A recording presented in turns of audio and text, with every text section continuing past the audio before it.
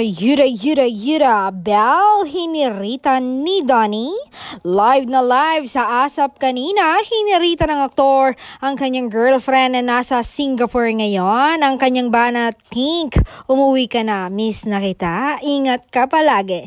Na talagang kinakilig ni Kuya Rovi at ng netizens na napatameme at namula sa banat ni Donnie.